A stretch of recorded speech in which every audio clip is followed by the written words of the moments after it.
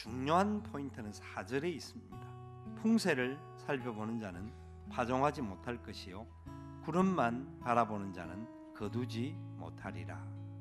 내가 알고 있는 지식과 내가 알고 있는 판단과 내가 알고 있는 경험들을 가지고 행동하려고 하면 어느 수준까지 사람이 할 수 있는 수준으로는 판단하고 행동할 수 있지만 하나님이 파종케 하시고 거두게 하시는 일을 온전히 하기 위해서는 내가 알고 있는 지식으로 수독되어 있어서는 안 된다는 겁니다.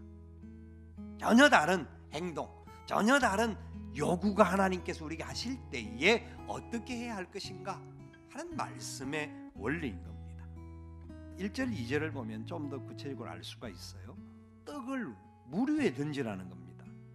사람들은 생각하기를 계산해 봅니다. 또한 방법을 찾습니다. 여러 가지 논리적인 문제가 맞는지 안 맞는지, 이성의 마음이 움직이는지 안 움직이는지, 이게 일반적인 행동의 근거입니다.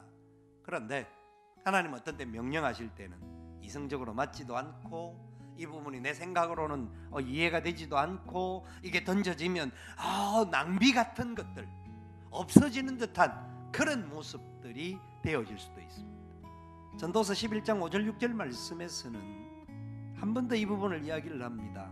바람이 어떻게 부는지를 우리가 알 수가 있나요? 바람의 길이 어떤 길인지 뿐만 아니라 아이가 잉태되어지는데 태에서 자라면서 이 아이의 몸에서 엄마 안에 있는 아이가 뼈가 또 자라고 몸이 자라는 것들을 어떻게 설명이 가능한 일입니까? 하나님이 하시는 일은 우리의 생각과 계획과 방법과 달라서 너무나 놀랍고 엄청나다라는 것을 왜 모르느냐 이겁니다.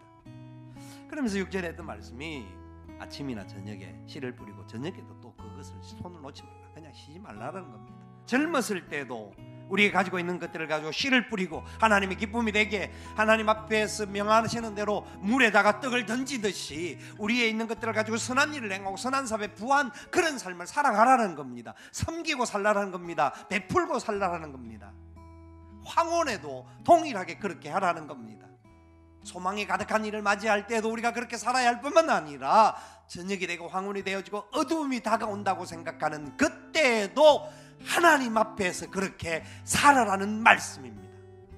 이 본문은 한마디로 정의하면 이렇습니다. 종들은 핑계를 대지 않습니다.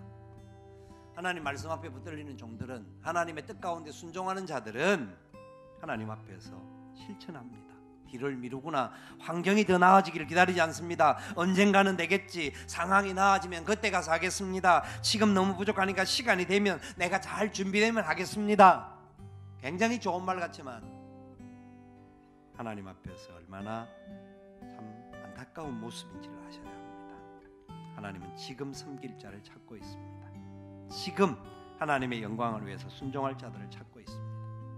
성경에 보니까 예수님께서 가장 칭찬한 사건이, 아주 엄청나게 칭찬한 여인의 이야기가 나오는데, 여인은 자기가 가지고 있는 향유를 주님 앞에 다 쏟았습니다.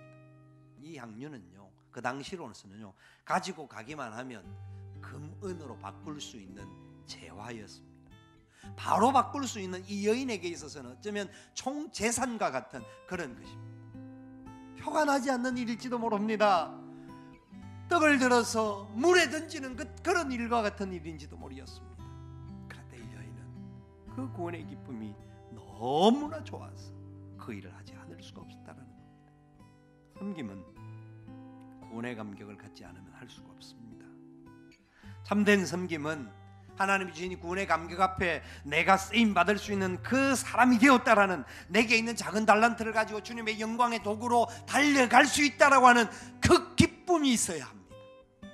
주의 일을 감당한다는 게 힘들어요. 얼마나 힘든지 모릅니다. 참 어려워요. 누가 알아주지도 않습니다.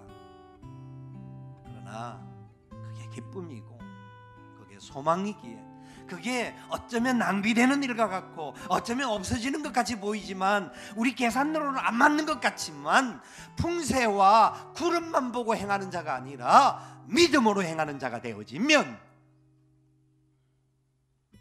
아침에나 저녁에 뿌렸던 것이 혹시 하나나 둘 거둘까 고민하지만 이게 아니라 둘 다 거둘지도 모른다. 하나님의 교회 가시면 우리의 교회과 다르다라는 겁니다. 우리는 어떻게 보면 어떤 경우는 참 이게 과연 가능할까 하는 일들도 해야 할 때가 있습니다. 그게 우리가 행하고자 하는 분립개척입니다. 저는 이 분립개척이 교회가 교회를 낳는 건강한 교회가 되어지고 우리가 자꾸 이런 부분에 베풀고 나눌 때 하나님의 은혜가 우리 가운데 더 넘쳐날 것을 믿기 때문에 그렇습니다. 사실 쉬운 일은 아닙니다. 그러나 하나님 기뻐하시는 일이기에 우리가 순종하려고 하는 겁니다. 지금 하려고 하는 겁니다. 절대 이게 하루아침에 되어진 건 아닙니다.